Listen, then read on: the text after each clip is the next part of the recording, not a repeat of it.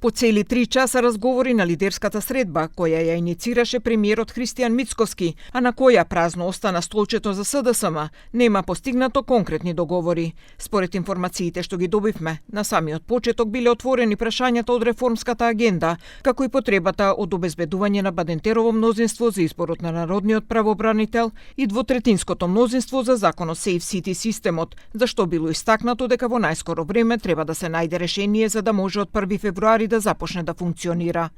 Главен фокус беше укинувањето на техничката влада, зашто Мицкоски смета дека треба да се укине, но за тоа сепак нема консензус. Ако од опозицијската СДСМ мислат дека за следните избори е потребна техничка влада, во ред, нека биде за следните, но тие потоа, барем од тие потоа, кој да победи на следните избори, да нема повеќе техничка влада. Но за ова прашање од ДУИ предложиле да се направат консултации со меѓународната заедница. Лидерот на партијата, Али Ахмети, истакна и дека на самата средба отвориле и дополнителни прашања, зашто се договориле со премиерот Мицкоски за тоа да разговараат на тет-а-тет средба.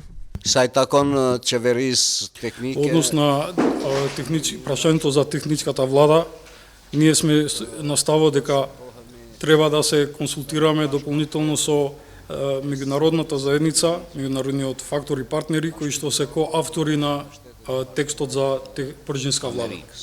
Во однос на техничката влада, одвлен се на став дека треба да се укине, но поради тоа што нема целосен консензус, тоа да се направи по одржувањето на следните парламентарни избори. Билјалка сами го отворили прашањето за поголема можност за гласање на диаспората. Треба да се најде можност за поголемо учество на гласање на диаспората, за тоа што цениме дека диаспората е важен чинител во економските движења во државата.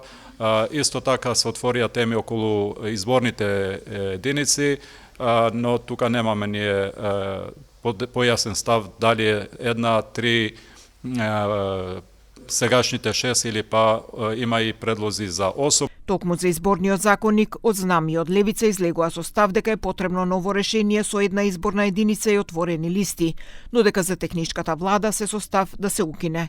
Беше отворено и прашањето за изборот на народниот правобранител, за кое беше речено дека треба да се избере што е можно поскоро.